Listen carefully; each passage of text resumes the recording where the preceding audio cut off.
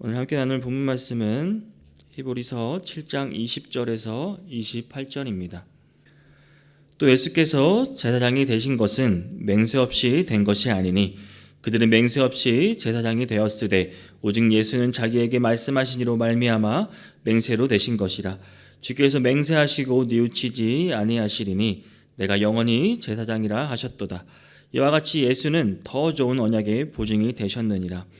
제사장 된 그들의 수요가 많은 것은 죽음으로 말미암아 항상 잊지 못함이로되 예수는 영원히 계심으로 그 제사장 직분도 갈리지 아니하느니라. 그러므로 자기를 힘입어 하나님께 나아가는 자들을 온전히 구원하실 수 있으니 이는 그가 항상 살아계셔서 그들을 위하여 간구하심이라. 이러한 대제사장은 우리에게 합당하니 거룩하고 악이 없고 더러움이 없고 죄인에게서 떠나 계시고 하늘보다 높이 되시니라. 그는 저 대제사장들이 먼저 자기 죄를 위하고 다음에 백성의 죄를 위하여 날마다 제사 드리는 것과 같이 할 필요가 없으니 이는 그가 단번에 자기를 드려 이루셨습니다. 율법엔 약점을 가진 사람들을 제사장으로 세웠거니와 율법 후에 하신 맹세의 말씀은 영원히 온전하게 되신 아들을 세우셨느니라. 아멘. 네, 여러분 요즘 매일 새벽에 또 히브리서를 함께 나누고 있습니다. 히브리서는 무엇을 말하고 있는 것 같습니까? 특히 1장에서 10장까지의 말씀이 히브리서는 한마디로 예수 그리스도는 누구인가를 말해주고 있습니다. 담임 목사님께서도 히브리서 1장을 설교하실 때 예수 그는 누구인가라는 제목으로 설교하셨는데 그렇습니다. 그 예수 그리스도의 우월성을 무엇보다 잘 말해주고 있는 책이 바로 히브리서입니다. 1장에서 2장은 이제 천사보다 뛰어나신 예수 그리스도를 말해주고 있습니다. 그리고 3장, 4장에서는 모세보다 뛰어나신 예수 그리스도를 말해줍니다. 그리고 5장에서 10절까지 오늘 본문을 포함해서 레위 계통의 제사장보다 뛰어나신 예수 그리스도의 그 우월성을 보여주고 있습니다. 그렇다면 왜 히브리서는 이토록 예수 그리스도의 우월성을 강조하고 있는 것일까요? 당시 사람들은 이 당시에 이제 배교를 하기 시작했습니다. 이 전으로 돌아가려고 합니다. 내위로 돌아가려고 하고 그 이전에 다윗으로 계속 이들은 돌아가려고 합니다. 그래서 히브리서 대부분이 레위 계통의 이야기, 그리고 다윗의 대변인, 그리고 또 대변인은 그 다윗, 그리고 대변인은 천사까지 설명해주는 이야기가 나오는 것입니다. 그 중에서 오늘 본문은 레위 제사장직에 대한 예수 그리스도의 제사장직이 더 우월하다, 이것을 논증하며 보여주고 있습니다. 멜기세덱의 반차를 따른 이제 새 대제사장 예수 그리스도가 등장합니다. 영원하고 완전하신 제사장으로 오신 예수 그리스도의 우월성을 강조하고 있습니다. 여러분, 왜 하나님은 예수 그리스도를 우리에게 보내주셨을까요? 하나님은 어떠한 마음으로 예수 그리스도를 영원한 제사장으로 우리에게 보내주신 것일까요? 오늘 말씀을 통해서 함께 살펴보기를 원합니다. 예수 그리스도는 우리의 영원한 보증이 되셨습니다. 20절에서 22절을 제가 읽도록 하겠습니다. 또 예수께서 제사장이 되신 것은 맹세 없이 된 것이 아니니 그들은 맹세 없이 제사장이 되었으되 오직 예수는 자기에게 말씀하신 이로 말미암아 맹세로 되신 것이라. 주께서 맹세하시고 뉘우치지 아니하시리니 내가 영원히 제사장이라 하셨도다. 이와 같이 예수는 더 좋은 언약의 보증이 되셨느니라 라고 말하고 있습니다. 이와 같이 예수님은 더 좋은 언약의 보증이 되셨습니다. 더 좋은 언약이란 말할 것도 없이 예수 그리스도께서 우리에게 구약의 센 언약을 대신해서 우리에게 주신 새 언약을 가리킵니다. 누가복음 22장 20절에서 이 자는 내 피로 세우는 새 언약이니 곧 너희를 위하여 붓는 것이라 라고 말씀하십니다. 오늘 본문 20절에서 22절은 무엇을 말하고 있습니까? 하나님의 맹세가 영원히 변치 않을 것인데 그를 보증하는 분이 바로 누구다? 예수 그리스도라고 말하고 있습니다. 그런데 22절에서 더 좋은 보증이라는 표현을 쓰고 있습니다. 보증이라는 단어는 일종의 법정 용어죠. 우리가 흔히 알고 있는 채무에 대한 그런 보증 같을 것입니다. 그러나 그 범위를 형법으로 더 넓힌다면 이 보증은 소위 그 보증인의 지위라는 것이 아닙니다. 이는 단지 그 재산만이 아니라 신체, 생명 등 모든 면에서 이 사람을 책임지는 것을 말하는 것, 이것을 보증이라고 말하고 있습니다. 예를 들면 부모와 자녀와의 관계를 말할 수 있습니다. 이 부모와의 관계에서는, 이 혈연 관계에서는 이 보증인의 지위가 성립합니다. 그래서 만일 그 아이가 물에 빠진다면 빠져 죽어갈 때 그냥 다른 사람들이 지나치면 그것은 처벌을 받지 않습니다. 그러나 그 사람의 부모, 아버지나 어머니가 그를 모른 척한다면 반드시 그 사람은 형사처벌을 받게 되어 있습니다. 왜냐하면 아버지는 자녀를 보호해야 할 그 보증인의 지위라는 그 책임이 있기 때문입니다. 의사, 소방관, 경찰, 군인과 같은 사람들도 마찬가지입니다. 그들은 그들의 영역에서 보증인의 그 지위의 책임의 의무가 있습니다. 최선을 다해서 이들은 그들의 목숨을 구해야 하는 것입니다. 긴급 사항에 빠져 있는데 그 생명을 모른 척하고 그 위를 모른 척하고 있는 것은 이들은 그들의 책임을 회피하게 되는 것입니다. 여러분, 이것이 바로 오늘 본문에서 말하는 예수 그리스도와 우리와의 관계를 말하고 있는 것입니다. 예수 그리스도의 역할이 이것입니다. 예수 그리스도께서 우리의 보증이 되시는 것입니다. 우리를 대신해서 우리의 그 보증인으로서의 책임을 다하고 계신다는 말입니다. 사랑하는 성도 여러분, 예수 그리스도의 안에 있는 자들을 위해 그리스도께서 친히 보증인의 책임을 다하고 계십니다. 영원한 아버지이시고 대제사장이시고 왕이신 분이 우리를 위해 보증을 서신다는 것입니다.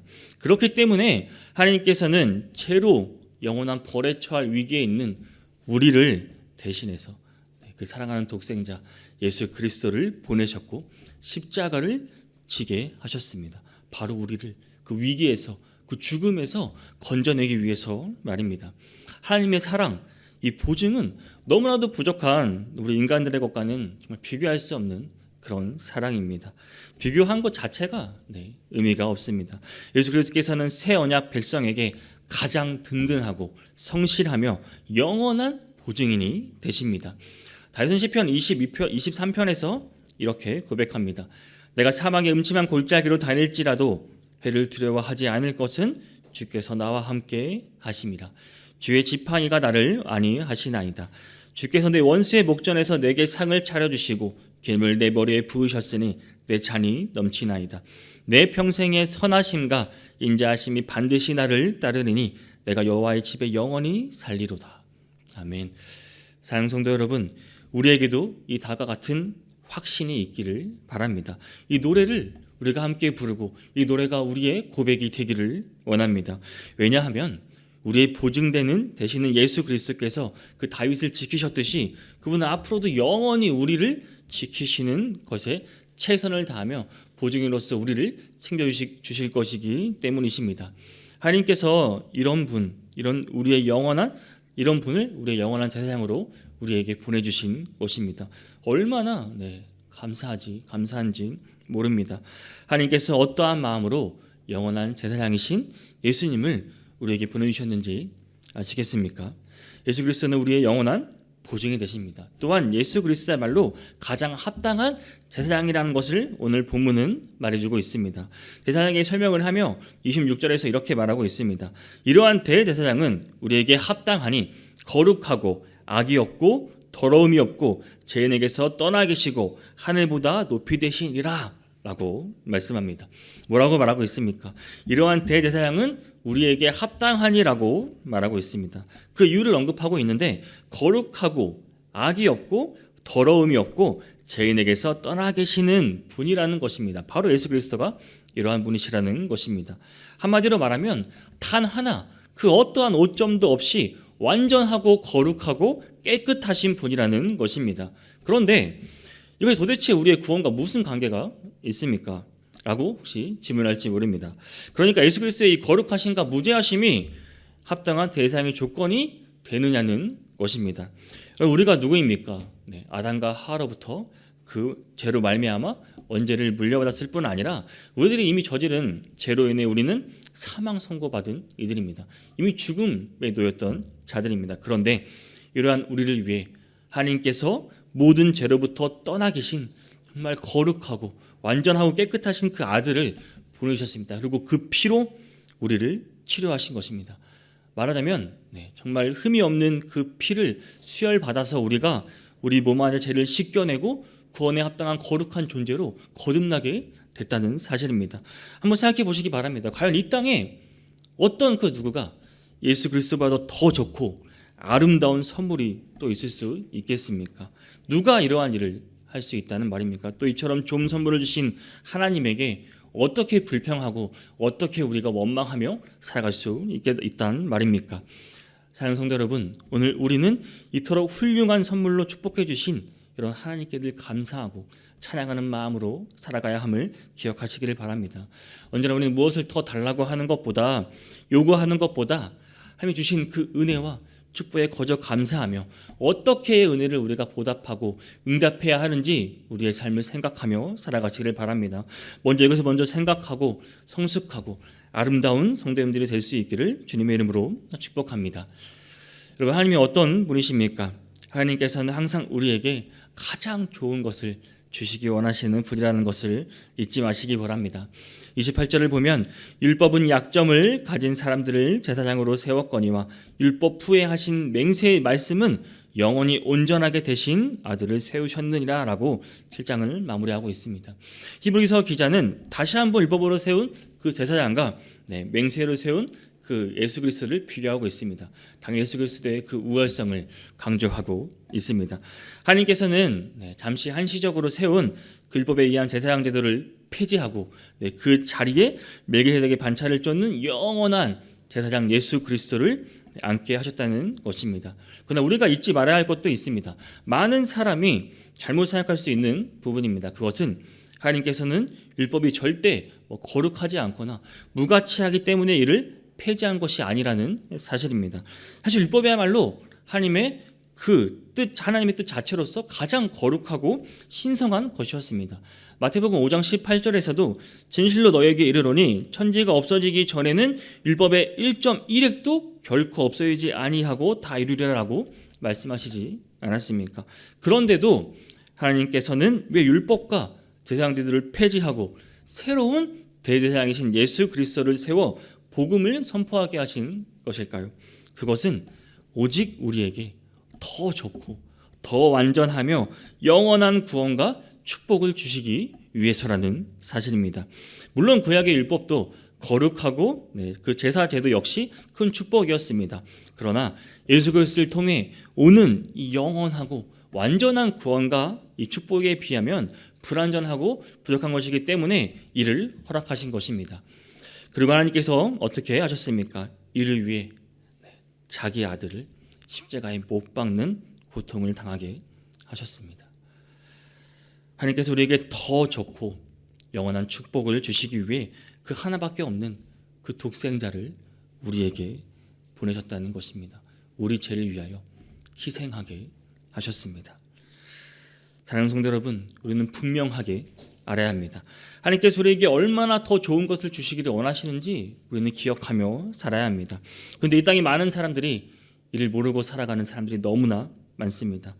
혹은 더 나아가 오해로 인해 터무니없는 오해와 어리석음으로 하나님을 거부하고 있습니다. 하나님을 믿으면 지금까지 자신이 누리고 있던 것들을 버려야 하니까 오히려 더 손해보는 거라 생각하고 믿고 싶지 않다는 것입니다. 여러분 잘 생각하셔야 합니다. 우리 하나님이 어떤 분이십니까?